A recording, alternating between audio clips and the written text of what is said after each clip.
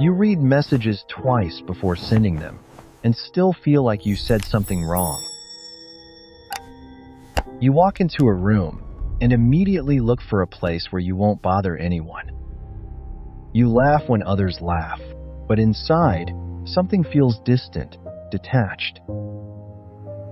And sometimes, you quietly disappear from people's lives just to see if anyone notices. Not because you want attention, but because you need to know if you matter. And when no one reaches out, it confirms the feeling you've had all along. Maybe you were never really wanted. Psychology suggests this feeling of being unwanted is not a weakness. It's a survival mechanism. When the brain experiences emotional neglect or a lack of consistent validation, it learns to protect itself. It becomes highly sensitive to even the smallest changes in people's behavior. It starts reading between the lines, searching for signs of rejection before they even happen. Not because you overthink, but because your mind was trained to anticipate disconnection. At some point, being aware of subtle shifts was the only way to stay emotionally safe. And now, your brain is simply repeating what once helped you survive. Most people who feel unwanted didn't start that way. They learned it. And it often begins much earlier than they realize. In environments where emotional needs were overlooked, or where attention was inconsistent, the brain starts forming patterns. Maybe you expressed your feelings, and no one responded. Maybe you needed comfort, but were told to stop being sensitive. Or maybe love was only given when you were behaving, achieving, or staying quiet. So you adapted.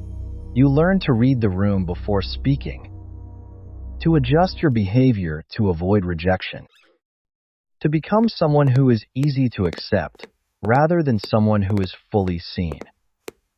Because being fully seen didn't always feel safe. Over time, this creates a deeper belief. My value depends on how I'm perceived. If I'm not enough, I'll be ignored. So your brain becomes highly attuned to emotional signals. It notices what others miss. It reacts faster, feels deeper, and remembers longer. Not because you're weak, but because your system was trained to survive emotional uncertainty. And the most difficult part is this: even when your environment changes, your internal patterns don't immediately follow. You may now be surrounded by people who genuinely care. But your mind still expects inconsistency, still prepares for distance, still assumes disconnection, because to your brain, this is not fear, this is familiarity. The cost of always feeling unwanted is not loud. It doesn't show up in obvious ways. It's quiet, constant, and deeply exhausting. You start holding yourself back, not because you don't have anything to say, but because you've learned that speaking up might lead to being ignored or misunderstood. So, you pause, you filter, you second guess. And over time, you become someone who is present, but never fully expressed. Your mind is always active. It replays conversations, analyzes tone, searches for meaning behind small details. A short reply becomes distance. A delayed response becomes rejection. A change in energy becomes proof that something is wrong with you, even when nothing is actually wrong. This constant scanning keeps your nervous system in a low state of alert. You may look calm on the outside, but internally, you are always adjusting, predicting, preparing. And that kind of mental activity drains you.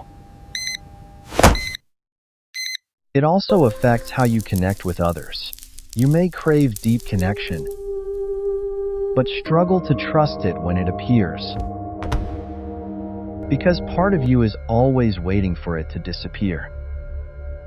So instead of relaxing into relationships, you stay guarded. You give just enough, but never everything. Not because you don't care, but because losing connection again would hurt too much. And here's the paradox. The more you try to avoid rejection, the less real your connections feel. Because people can only connect with what you show them. And when you're always holding parts of yourself back, you end up feeling unseen. Not because others don't care, but because they've never fully met you. So the loneliness deepens, not from being alone, but from being unknown. And the hardest part? You start believing this is just who you are. Someone who is always on the outside. Someone who is tolerated, but never truly chosen, even when that's no longer true. But here's what you need to understand. Your silence is not weakness. Your sensitivity is not a flaw. It is the result of a nervous system that learned to read the world deeply because it had to. You are not too much, and you are not hard to love. You simply adapted to environments where being fully yourself didn't always feel safe. What you call overthinking is actually awareness. What you call distance is protection. And what you call being unwanted is often just a reflection of places that were never able to truly see you. The problem was never your depth. It was being surrounded by people who couldn't meet it. You are not weak, you are human, who had to learn how to protect yourself too early. And if you see yourself in this video, then this is a place for you. A safe space where people like you are finally understood. Stay here